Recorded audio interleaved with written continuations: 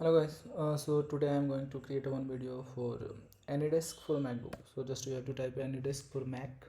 You will get a first website.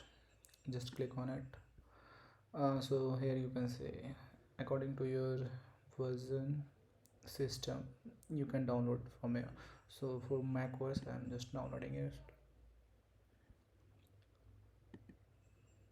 So it has been downloaded. Just open it from here.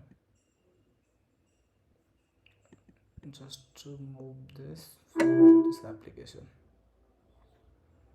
Yeah. Now you can see anydesk is ready for us. So now you can use this anydesk.